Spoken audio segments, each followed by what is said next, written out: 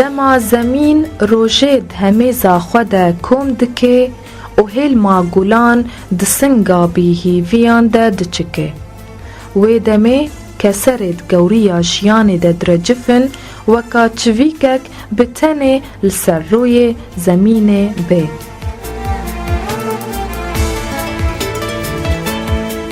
گهدارن هجا سلاو و ریز از خیتام یوسف دخالکک نوده اش برنامه کسرین بیهیویا. از هول بدم گومستک خوناوی هیویان لسر کسرین بیهیویا کی بورینم. گهدارن هجا حنان کچک مسیحیه و کم اندامه. امی چیروکا کسرین وی شوره ببیشن.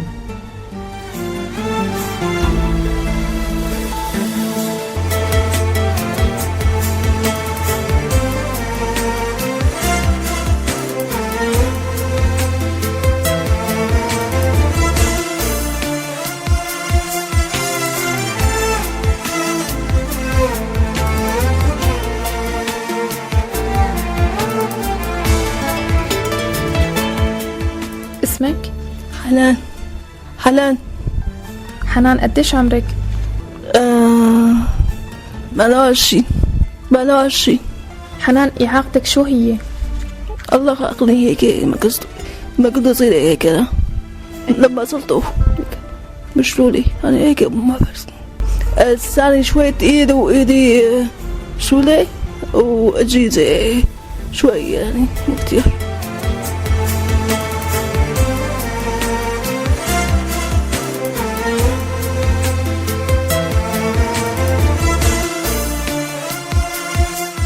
شوي اجي اعرج فيها.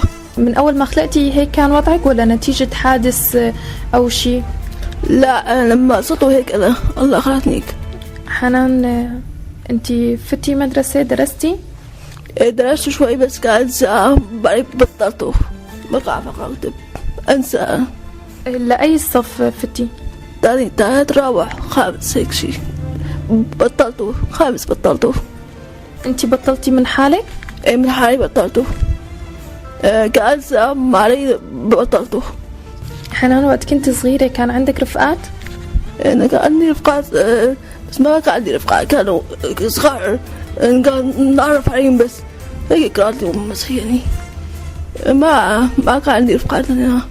ما كان عندك رفقات كتار؟ لا كتار لا ما كان في. هيك ثلاثة عفوا راحوا قبروا أخذوا وراحوا مدرسة بس وبعدين بابا كل واحد راح على بيته.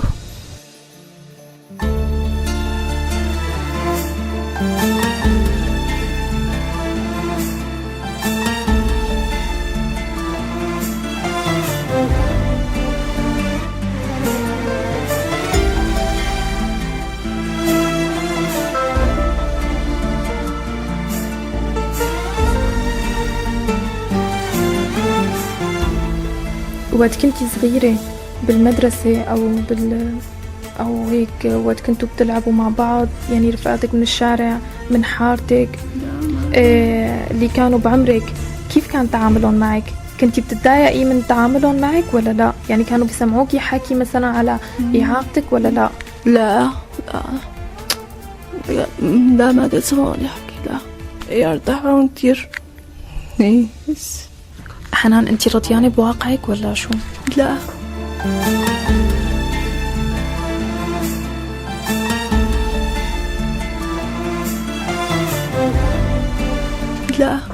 والله خلقني كده والله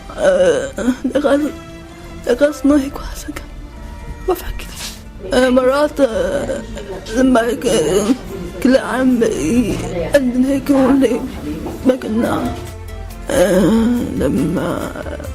لما هيك صرتوا كأتضايق لغاصنا هيك. طيب عندك أحلام حنان؟ أحلام أشرح علي.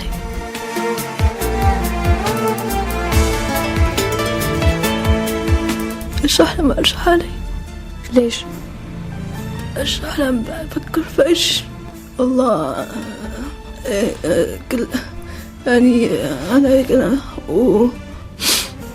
كل أنا هيك أنا والله خلاني هيك وكل العالم عادية كل يعرفوا نفسيتي يعني كلنا هيك كويس وعادية وكل العالم ينبسطوا يروحوا يدوروا كل العالم يروحوا يدوروا ينبسطوا ما في شيء عادي كيفين كيف يكتبوا كيف يروحوا يعرفوا يدرسوا كيف كل العالم توظفوا ويعرفوا يقرأوا ويكتبوا. بس أنا هيك أنا الله خلقني هيك ما أقرأ وأكتب أعرف أقرأ وأكتب كذا أتوظف كذا أخذ شهادة كذا أخذ مصاري كان دبرنا شي واحد ونهاية هيك.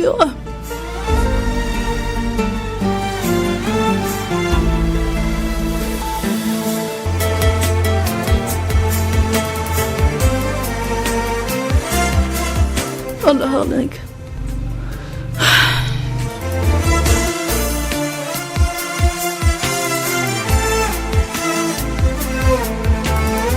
حنان شلون وقتك بيروح؟ شلون بتقضي أيامك؟ أيامي كويسة ماشي حالها نقضيها نكون نقعد في الدكان نعمل نشتغل نتسلى وهذولني. يعني الصبح نقوم نقعد في الدكان نتسلى وقت يبوب علي عصر نمشي شوي ونجي ونقعد. أحب خالي كلنا أحب كتير كده مرتاحة في البيت والله خالي كويسين وكلنا كويسين يحبوني كتير وأنا أحبهم كتير.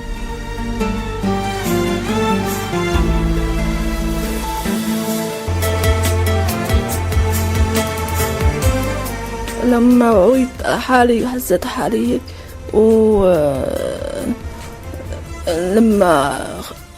لما صرتوا لما قبرته حس ايدي هيك مقدر اسوي شيء واعيش حياتي هاي يعني ما فيش. ولما اكبر اكتشف حالي يعني هاي واشكل عالم كلن مستقبلا كلن يعرفون يبقى هيك حالي بيت ايده على بيت يعني لما نكبر عشان نسيب يعني سنسي يعني الأول ما بعرف سنسي الله.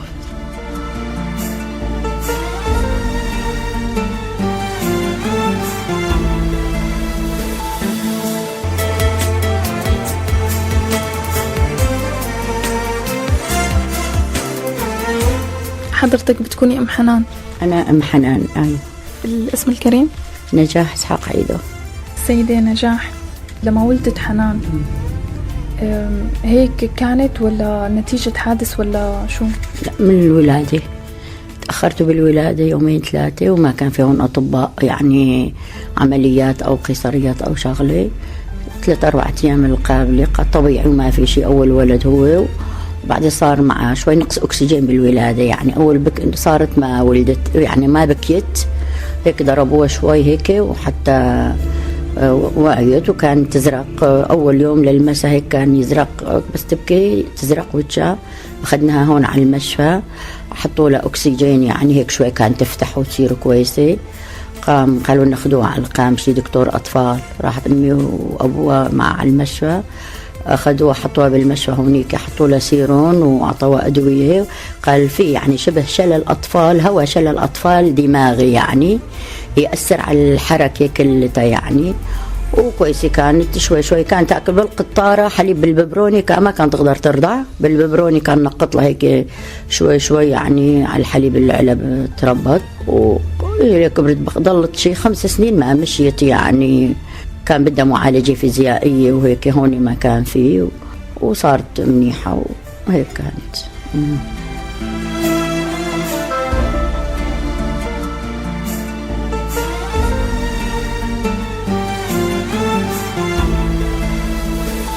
قرابة 5 سنين ما كانت تمشي. ايه صار عمرها شي 6 سنين حتى مشيت شوي لأنه صار شوي هيك بس الطرف اليمين يعني شوي يعني مأثر. ايه من هاي الشيء. مثل هو شلل الأطفال قليل يعني، دماغي قليل يعني، مو كتير يعني. والحمد لله شوفي شكلها كويس وتقوم بواجب حالها يعني، كل شيء تعمل هي ولا تشتغل بالبيت وشوي شوي كان عندها تأخير في النمو كمان يعني. راحت على المدرسة بعتناها بس يعني كان تنسى، ما كان تعرف، راحت لصف سادس هيك يعني شوي تعرف الأرقام، تعرف الساعة، تعرف هيك دق تليفون هيك، بس يعني ماشي حاله.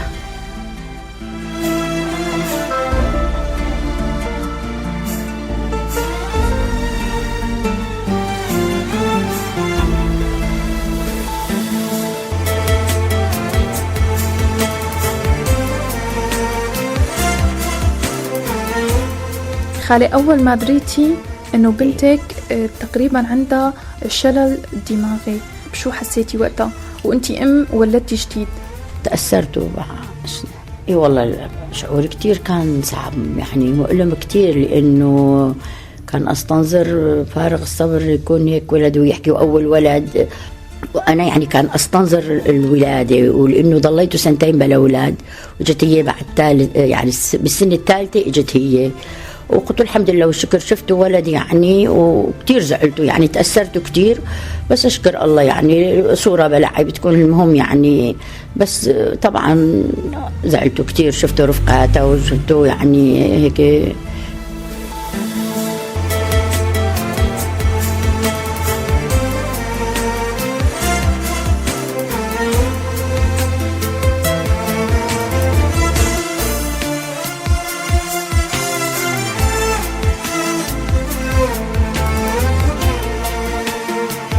صار عمرها كذا سنة وما حكت وزعلته كتير. صار بعدها صارت أختها صارت تحكي وتمشي يعني، كتير كانت. جاء أخوها كمان بعدها، بعد البنت كمان، بعد البنتين إجا أخ كمان، مشوا اثنيناتهم وهي لسه بالعربية كانت يعني.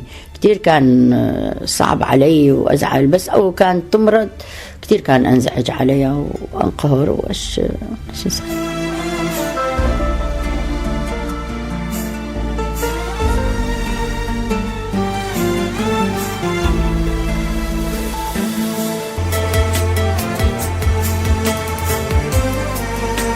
خالي، كان في نسبة وعي عند العالم اللي حواليكي بتعاملون مع حنان؟ كان يتعاملوا معه، بس لما كان تحكي شوي يتأتأ بالحكي كان يضحكون ويتمسخروا، أنا كان أنزعج منهم كتير يعني. كتير كانت فرحتنا عظيمة لما أول نزلت أول كم خطوات يعني، وأول نطقت كم كلمة، وكلهم كانوا يراعون هالوضع يعني، ما كان يحكون شيء. بس البعض يعني كان يعيبون عليه، بس قدامها مسترجي احكي هيك تنزعج، لانه كان يقول ليش تأتأ ليش هيك مو تحكي، ليش مو تمشي. كان انزعج كتير يعني، بس ايش اسوي يعني، تقبل هاي الموضوع.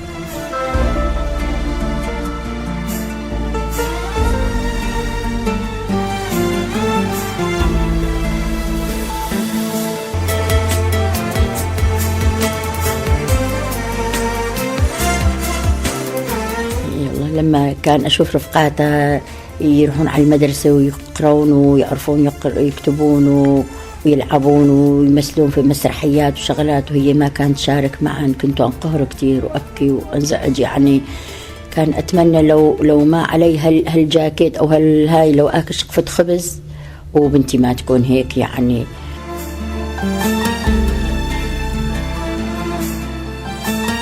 كتير كان صعب علي، وكان هي تقول ليش أنا الله خلقني هيك، ليش الله خلقني هيك، أنا ليش أنا ليش جبتيني أنا لهلا هيك. أحيانا هيك تقول، تشوف رفقاتها صاروا عرايس وصاروا هيك، وأختها أصغر منها وهيك، وأنا من جوا أحترق كتير، أنزعج يعني، وشعور الأم يعني صعب.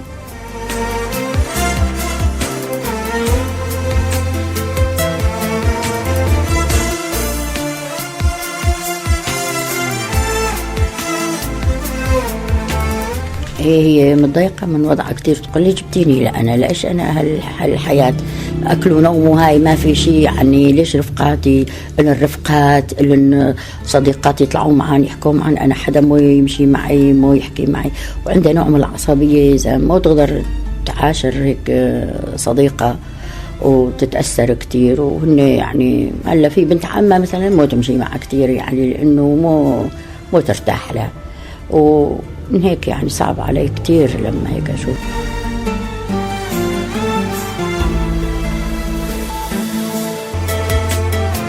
دائما بالبيت شيء معي تطلع، لا أنا ما بدي أطلع، ضل أنا بالبيت لحالي، روحي أنتي.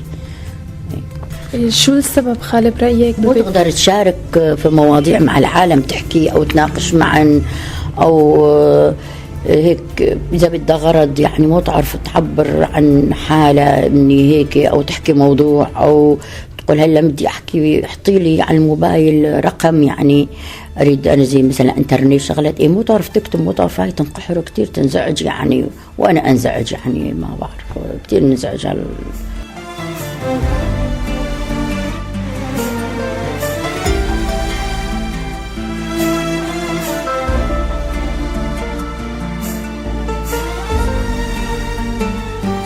الوقت اللي صار العالم بالتفتح وهيك، وهي ما في استوعاب يعني تقدر تعبر وتسوي أجزاني من حياتك كلها. أي والله خالي، المواقف اللي كانت بتمرق بحياتك انت وحنان وكانت تقريبا بتضايقك او بتضايق حنان، تحكينا عنها. يعني في مواقف كتير مرت معنا وكنا نتضايق أنا وهي كمان. كان أشوفها هي مع بنت خالتها يطلعون، بنت خالتها يعني تحكي وتشارك وتعمل، وهي هيك صامتة يعني تحكي، تقول إذا أحكي يضحكوا على الحكي لأنه تأتأ بالحكي وما يفهموا علي.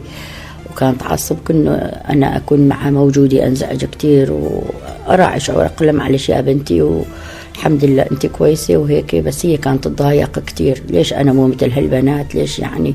بنت خالتها كانت تطلع وتدخل وهي يعني وحتى أختها لما الأصغر منها صارت بجيلة وصارت ترافق يعني رفقات وهي ما عندها، تقول ليش أنا ما عندي رفقات. وكنا نزعل عليها كتير وتأثر يعني، تعرفي الأم.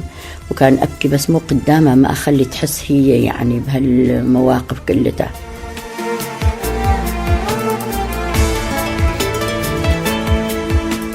أنا كنت أشوفه كان أتضايق، بقى هي كانت تضايق أكتر، وأحيانا تفوت تبكي وتقول تركوني، تعصب يعني حدا لا يحكي معي يعني، أنا عيفوني لحالي.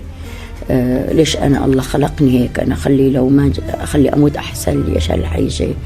قل معلش يا بنتي، أنا أنزعج وأنقهر من جوا، بس أريد يعني ما أظهر قدامها ما كان أبين إنه زعلانة، أو أقول لها الحمد لله كويسة أنتي وما فيك شيء يا بنتي، وفي أخرب وأضرب الحمد لله، تقومي تلبسي وتتحممي تقومي بواجبك وكل شيء يعني، وتحتاجي لشيء يعني. هيك كانت حياتنا صعبة.